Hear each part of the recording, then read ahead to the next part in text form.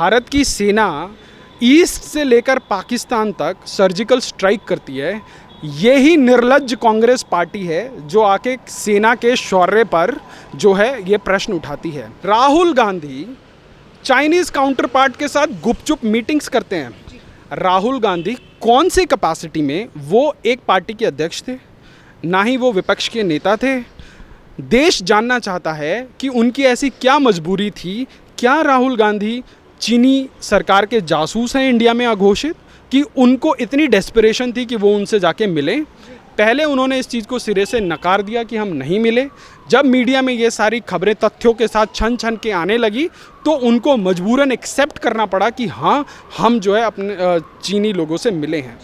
उसके बाद इनका एक नया ड्रामा शुरू हुआ कि हम जो है नेपाल के रास्ते जो है हम कैलाश मानसरोवर की यात्रा में गए हैं। उसके बारे में भी अगर इंटेलिजेंस इनपुट की माने तो राहुल गांधी नेपाल में चाइनीज़ नेताओं के साथ मिले हैं। तो मुझे एक बात ये इस मानसिकता से बहुत घृणा होती है कि आप भाजपा का विरोध करते करते आप कैसे देश विरोधी हो जाते हैं। सर, सेना प्रमुख मनोज मुकुंद नरवाणे ने कहा था कि इस जो चीनी सेना विवाद है और जो सीमा पे विवाद चल रहा है उसको लेकर हम चीन से बातचीत करेंगे। तो उसको लेकर कांग्रेस कहती है कि ये कैसा विचार है?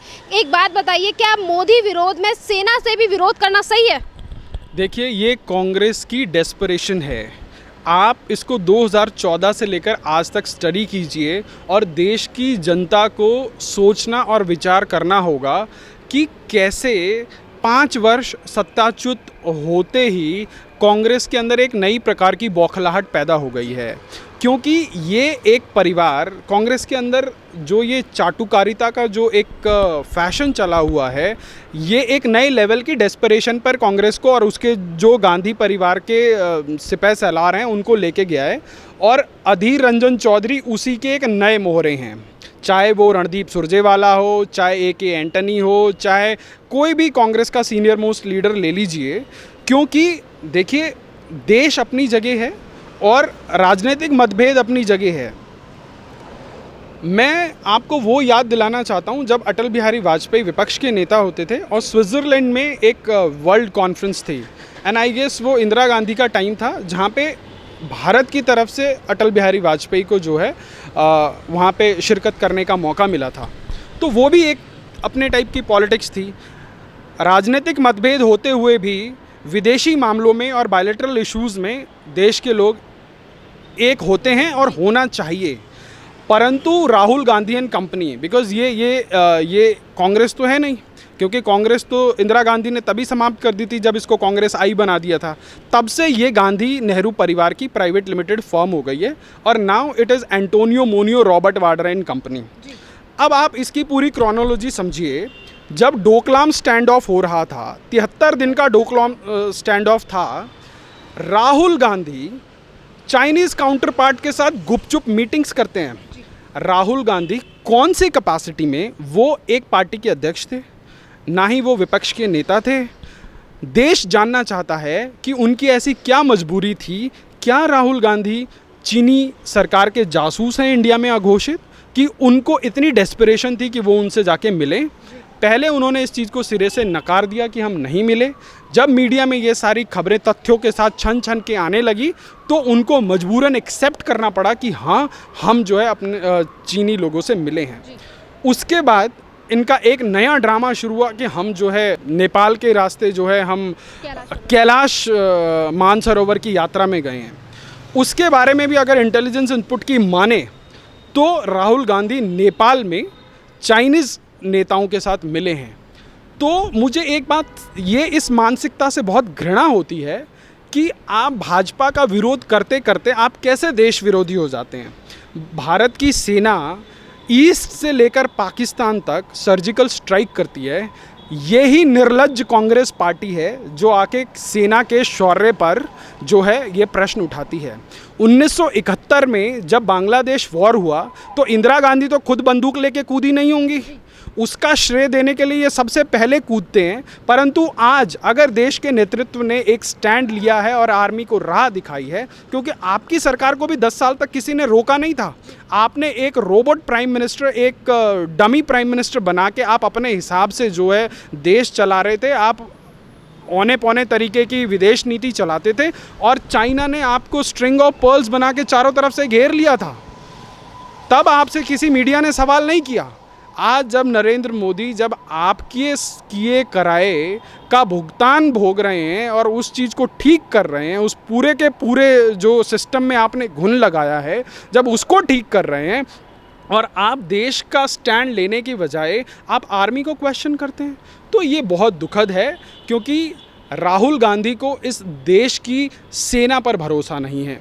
अभी एनडीटीवी ने एक फेक न्यूज़ चलाया, ठीक है, और उसके 24 घंटे के अंदर आर्मी को सफाई देनी पड़ी। मैं इस देश के सूचना प्रसारण मंत्रालय से अनुरोध करता हूं, जो भी ऐसी अनवेरिफाइड न्यूज़ चलाएं उनके ऊपर कठोर से कठोर कार्रवाई हो, कठोर से कठोर धाराओं के तहत कार्रवाई हो, ताकि ये सबक मिले। ये जो लिबरलिज्म हमारे इस देश में, ये जो वामपंथियों ने एक नया प्रोपोगेंडा ये मीडिया के माध्यम से करना शुरू कर दिया है कि सूत्रों के हवाले से खबर। अरे ये कौन से सूत्र होते हैं कि जो आपको झूठी खबर दिखाते हैं? तो ये देश हित में नहीं है। तो मैं भारतीय जनता पार्टी के नेतृत्व से आह्वान करना चाहता हूँ कि आपकी कोई भी मजबूरी नहीं है, ना ही आपकी कोई गठबंधन की सरकार है। देश की जनता ने आपको भरपूर प्यार दिया है, भरपूर समर्थन दिया है, भरपूर 303 सांसदों का जो है आपको मेजॉरिटी में जो है वो दिया है। 30 साल में दूसरी बार ये एक ऐतिहासिक निर्णय इस देश की जनता ने लिया है। तो देश की जनता चाहती है कि जो देश की एकता और अखंडता के ऊपर उंगली उठाने का काम करते हैं, उनकी उंगली तोड़ दी जाए। जो जिस भाषा में समझना चाहते हैं उनको उसी भाषा में समझा दिया जाए, ताकि, क्योंकि देश के सेना प्रमुख ने इससे पहले जो हमारे विपिन रावत जी जो हैं, उन्होंने बहुत कैटेगोरिकली बोला कि हमें 2.5 मोर्चों पर लड़ना है। एक पाकिस्तान के मोर्चे पर लड़ना है, एक चाइना के मोर्चे पर लड़ना है, और जो देश के अंदर जो देश विरोधी जो ये वामपंथी ताकतें समय समय पर सिर उठाती हैं, उनके साथ हमें लड़ना है। तो हम एक अलग किस्म के चक्रव्यूह में हैं आज। तो ये बहुत ज़रूरी है कि देश की जनता कांग्रेस और इनके एलाइज का जो करतूत है वो देख रही है, समझ रही है। परंतु ये एक परिवार की गुलामी करते करते ये भूल जाते हैं कि आप एक राजनीतिक आइडियोलॉजी का विरोध करते करते आप देश विरोध की सीमाएं लांघ जाते हैं। तो ये देश के लिए खतरनाक है। सर, आज जिस तरीके को कांग्रेस की तरफ से इस तरीके की बातें की जा रही हैं, इससे पहले कांग्रेस की तरफ से ये कहा जा रहा है, आज भी अधीर रंजन चौधरी ने कहा है कि यानी कि लद्दाख में 50 वर्ग किलोमीटर पर चीनी सेना ने कब्जा कर लिया है। इससे पहले राहुल गांधी कहते रहे थे कि राहुल गांधी ने भी ये कहा था कि हमारी सरकार इसीलिए चुप है क्योंकि चीनी सेना अंदर घुस आई है। तो जिस तरीके से ये सेना का मनोबल तोड़ने की बातें करते हैं, देखिए, कांग्रेस को ज़रूरी है कि कांग्रेस को आईना दिखाया जाए। भारत के सर्वप्रथम प्रधानमंत्री स्वर्गीय श्री जवाहरलाल नेहरू जी, जिनके नेतृत्व में भारत ने 38,000 वर्ग किलोमीटर का जो हिस्सा था अक्साई चीन का, वो हम हार गए। क्या कांग्रेस इसके ऊपर बात करती है? क्या कांग्रेस ने इतने सालों में उस गुमाए हुए क्षेत्र को वापस लेने का प्रयास किया? एक बार भी नहीं किया। बेशर्मी की पराकाष्ठा देखिए उस सदन के अंदर। ये मैं आपको तब की बात बता रहा हूँ जब देश के प्रधानमंत्री स्वयं पंडित नेहरू थे, जिन्होंने स्वयं को भारत रत्न देकर विभूषित किया था। ये कांग्रेस का कल्चर है। उन्होंने 38,000 वर्ग किलोमीटर चाइना को देकर इतना महान काम किया कि उन्होंने स्वयं को भारत रत्न दे डाला। ये कांग्रेस का कल्चर है। तो जब उन्होंने 38,000 वर्ग किलोमीटर कांग्रेस की सरकार ने चाइना के सामने घुटने टेक दिए, तो जब सदन के अंदर उसी सरकार के एक मंत्री ने पूछा कि नेहरू जी ये क्या हुआ, तो नेहरू जी का बड़ा एक अच्छा बयान जो है इतिहास में दर्ज है कि नेहरू जी ने बोला कि वो बंजर ज़मीन चली गई तो क्या हुआ। तो उन त्यागी जी ने अपनी टोपी उठाई और बोला कि ये मेरी खोपड़ी भी बंजर है, तो क्या इसको भी चाइना को दे दिया जाए? क्योंकि इस देश के इतिहासकार, इस देश के सो कॉल्ड हिस्टोरियन आपको कभी उसके बारे में नहीं बताएंगे। 61-62 की लड़ाई बताएंगे, पर 67-68 की लड़ाई नहीं बताएंगे कि कैसे भारत ने जो है चीन को खदेड़ दिया था। तो जब आप अपने देश की जनरेशन को उसके सही हिस्ट्री से महरूम रखेंगे, उसको नहीं बताएंगे, तो देश के अंदर जो एक राष्ट्रवाद की भाषा है, आज राष्ट्रवाद को ये लिबरल लोग एक गाली की तरह समझते हैं। आज देश के खिलाफ नारा लगाना एक फैशन हो गया है। फ्रीडम ऑफ एक्सप्रेशन, आप फ्रीडम ऑफ एक्सप्रेशन के चलते कुछ भी बोल सकते हैं। सर, अभी आपने राष्ट्रवाद की बात की, राष्ट्रवाद को लेकर अभी राहुल गांधी ने कहा था कि जो अपने आप को राष्ट्रवादी कहते हैं वही देश को बांटने का काम करते हैं। अभी बहुत अच्छा आपने पॉइंट याद दिलाया। राहुल गांधी एक अमेरिका के पूर्व राजदूत के साथ एक इंटरव्यू कर रहे थे, तो मुझे समझ नहीं आता कि ये राहुल गांधी की भाषा ऐसी क्यों हो गई, परंतु मुझे इस पे आश्चर्य भी नहीं होता, क्योंकि आचार्य चाणक्य ने बहुत सुंदर शब्दों में कहा था कि विदेशी महिला का पुत्र कभी भी आपके राष्ट्र के उत्थान के बारे में या राष्ट्रवाद के बारे में नहीं सोचेगा। तो राहुल गांधी ने आज वो प्रमाणित करके रख दिया है। तो देश के लोग या अभी भी जिनको कांग्रेस के प्रति किसी भी XYZ रीजन से ज़रा सी भी सहानुभूति है, अगर वो इन सभी पिछले 5-6 साल में जो कांग्रेस की डेस्परेशन से हुए कृत्य हैं, इनको अगर उन सभी डॉट्स को जोड़ के देखा जाए, एक लार्जर पर्सपेक्टिव में देखा जाए, तो समझ आता है कि एक आइडियोलॉजी का विरोध करते करते ये पार्टी कैसे देश विरोधी हो गई है। चाइना को लेकर अभी पीएम नरेंद्र मोदी ने कहा था कि हमें भारत को आत्मनिर्भर बनने की ज़रूरत है, जिसके लिए काफ़ी सारे लोगों ने, सोनम वांगचुक जैसे लोगों ने कहा कि चाइना के प्रोडक्ट्स का बहिष्कार करना चाहिए। तो उसी को लेकर कांग्रेस के नेता उमर अब्दुल्ला कहते हैं वहाँ पे, मतलब वो बहिष्कार को करने को रोकते हैं और कहते हैं कि वहाँ चाइना पे हमारे जवान मर जाएंगे, मतलब बॉर्डर पे हमारे जवान मर जाएंगे और यहाँ पर तुम उनके प्रोडक्ट्स को इस तरीके से इंस्टॉल करके जंग जड़ पाओगे। इस तरीके से क्यों सपोर्ट करता है ये चाइना को? देखिए, हम हर चीज़ सिर्फ अपने एक्सपीरियंस से नहीं सीखते, हमें कभी दूसरों के एक्सपीरियंस से भी सीखना चाहिए। मैं एक एग्जांपल लूँगा जापान का। जापान के हिरोशिमा नागासाकी के ऊपर अमेरिका ने परमाणु बम डाला। राष्ट्रवाद की पराकाष्ठा देखिए। जापान में संतरे की खेती तबाह हो गई, कुछ वर्षों पश्चात की कहानी है ये। और उसके बाद संतरा इंपोर्ट हुआ अमेरिका से। जब जापान के लोगों को पता लगा कि ये जो संतरा हम खाने वाले हैं ये अमेरिका से आयात किया जा रहा है, और ये वही अमेरिका है जिसने कुछ वर्षों पहले हमारे ऊपर जो है एक परमाणु बम मार के हमारी एक स्थिति, जो एक विशेष एरिया है, वो पूरा का पूरा बर्बाद कर दिया था। उस देश के लोगों ने पूर्णतः बहिष्कार कर दिया। उन्होंने एक संतरा नहीं उठाया और वो करोड़ों डॉलर्स का संतरा, कई मेट्रिक टन संतरा एयरपोर्ट पे, पोर्ट पे सड़ गया। तो ये एक राष्ट्रवाद की पराकाष्ठा है। परंतु आज इस देश के धिम्मी बुद्धिजीवियों ने, परजीवियों ने, लेफ्टिस्ट लिबरल्स ने, वामपंथियों ने राष्ट्रवाद को गाली बना दिया है। देखिए, चाइना का राइज भी ऐसे ही नहीं हुआ है। आपको अपने विरोधी से, अपने दुश्मन से सीखना चाहिए। मैं आपको इतिहास में वहाँ लेके चलता हूँ कि ये चाइना की इतनी डेडली एस्पिरेशंस कैसे हुई, कि चाइना आज इतना डेस्परेटली कैसे अपनी एक विस्तारवादी नीति को बढ़ा रहा है। आपको उन चीज़ों को समझना पड़ेगा, क्योंकि हर एक बड़े युद्ध के बाद एक ग्लोबल कॉन्टेक्स्ट में कोई ना कोई नया प्लेयर बन के उभरता है। तो एक कोल्ड वॉर चल रही थी अमेरिका और चाइना के बीच में, जिस टाइम अमेरिका में निक्सन होते थे और चाइना में माओ त्से-तुंग होते थे।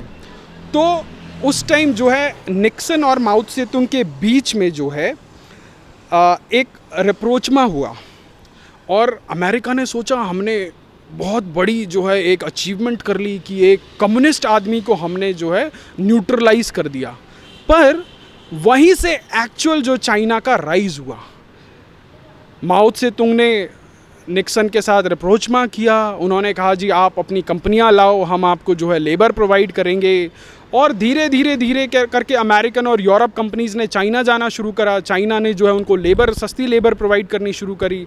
और धीरे धीरे क्या करा, चाइना ने जितनी भी क्रिटिकल चीज़ें हैं, चाहे वो स्टील हो, चाहे रेयर अर्थ हो, चाहे इलेक्ट्रॉनिक्स हो, चाहे वो क्लिनिकल चीज़ों, चाहे केमिकल की चीज़ें, उनके ऊपर कंट्रोल करना शुरू कर दिया। और आज चाइना ऐसे ही नहीं बना है, पिछले 20 साल की ये उसकी मेहनत है। और उसने आज जाके धीरे धीरे पूरे वर्ल्ड में उसने रशिया तक ट्रेन पहुंचा दी है।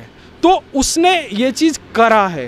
तो आज वो जब वो अपने आप को इतना पावरफुल कर चुका है तो उसने पूरे विश्व को एक डेलिब्रेट एक बायोलॉजिकल वॉरफेयर में ढकेल दिया है। और आज चाहे आप ब्रिटेन को उठा के देख लीजिए, आप अमेरिका को उठा के देख लीजिए, आज ये तमाम देश हैं, लाखों की संख्या में वहाँ लोग मर रहे हैं। तो आज वो इस स्थिति में नहीं है कि वो जाके जो है चाइना के साथ स्टैंड ऑफ लें। आज विश्व में 190 से अधिक देश हैं। कल को एक वर्ल्ड ऑर्डर बनेगा तो उसमें ये देखा जाएगा कि कौन से देश चाइना के पक्ष में हैं, कौन से देश चाइना के विरोध में हैं। तो ये एक वर्ल्ड ऑर्डर बनाने की तैयारी हो रही है। तो ये एशियाई देशों के बीच में भारत इकलौता एक ऐसा देश है, दुनिया ने सोचा था जब इटली जैसे स्वास्थ्य सुविधा युक्त देशों में लाखों की संख्या में लोग मर रहे हैं, 130 करोड़ की जनसंख्या वाले भारत में अभी भी सिचुएशन कंट्रोल में है। तो इसके लिए आप अपने आप को बधाई दे सकते हैं। आप आत्ममुग्ध नहीं हो सकते, खुश नहीं हो सकते, पर फिर भी आप अपने आप को बधाई दे सकते हैं कि हाँ, 130 करोड़ की जो है जनसंख्या होते हुए भी आप लोगों ने बहुत हद तक कंट्रोल किया है। तो ये सारी सिचुएशन जब आ रही है तो अगर सोनम वांगचुक इसमें कुछ कह रहे हैं, क्योंकि देखिए हम लोग एक पूरे विश्व मार्केट से जुड़े हुए लोग हैं, तो ये चीज़ें सरकारें नहीं बोल सकती हैं, ये जनता को स्वतः संज्ञान लेना पड़ेगा। तो सोनम वांगचुक जैसे अगर लोग आते हैं, मिलिंद सोमन जैसे लोग आते हैं, तो ये इस देश के अंदर एक जो है आंदोलन बनाना पड़ेगा कि हम अपने विरोधी को कहाँ पर हिट करें कि उसको सबसे ज़्यादा नुकसान हो। पिछले 10 सालों में 10 सालों की कांग्रेस की जो नीति रही इस देश में, उस 10 साल के नेतृत्व में देश का मैन्युफैक्चरिंग जो हब है तबाह हो गया। मैन्युफैक्चरिंग करने वालों ने ट्रेडिंग करना ज़्यादा बेहतर समझा। क्यों? क्योंकि एक जो है लाल फीताशाही थी, अफसरशाही थी, तो बहुत सारी समस्याएं थी और इतने कॉम्पिटिटिव मार्केट में चाइना के प्रोडक्ट के सामने जो है स्टैंड करना मुश्किल था। जब इस सरकार ने, नरेंद्र मोदी की सरकार ने आके मेक इन इंडिया का नारा दिया कि देश के अंदर मैन्युफैक्चरिंग यूनिट को संभालने का एक नारा दिया, तो यही कांग्रेस के लोग हैं जो नरेंद्र मोदी और मेक इन इंडिया का मजाक बनाते हुए घूमते थे। और आज जब देश के प्रधानमंत्री आत्मनिर्भर होने की बात कर रहे हैं, तो आत्मनिर्भर बनाने से उनका तात्पर्य है कि हम अपने देश के अंदर आयात को घटाएं और निर्यात को बढ़ाएं, तभी हम जो है वर्ल्ड ऑर्डर में उभर कर आएंगे। परंतु ये लोग आज की डेट में भी उस आत्मनिर्भर को मिसकोट करके जो है जनता के बीच में ले जाने का प्रयास कर रहे हैं। तो मेरा अनुरोध इस कांग्रेस के ये घुन लगे बुद्धिजीवियों से ये है कि अगर आप इस देश की रिकंस्ट्रक्शन में योगदान नहीं दे सकते तो एटलीस्ट डिस्ट्रक्ट होने का सहभागी ना बने, क्योंकि जब आगे की पीढ़ियां पढ़ेंगी, इतिहास में आपका नाम आएगा कि आपने, जब पूरा देश कोरोना की महामारी से लड़ रहा था, तब आप इस देश में चीन के दलाल बन के काम कर रहे थे। मुझे दुख होता है रवीश कुमार जैसे बुद्धिजीवी पत्रकार चीन को जो है एंडोर्स करते हुए प्राइम टाइम करते हैं। क्या उनको तनख्वाह चीन देता है? क्या उनके चैनल को चीन स्पॉन्सर करता है? तो ये बहुत दुखद है। राष्ट्रवाद आपके लिए अलग, मेरे लिए अलग नहीं हो सकता। राष्ट्रवाद का एक रंग, एक भाषा, एक रूप है, क्योंकि भारत मेरे लिए जितना है उतना ही आपके लिए है, परंतु आप अपनी ओछी राजनीतियों के चलते आप राष्ट्रवाद को बर्बाद कर रहे हैं। ये बहुत दुखद है।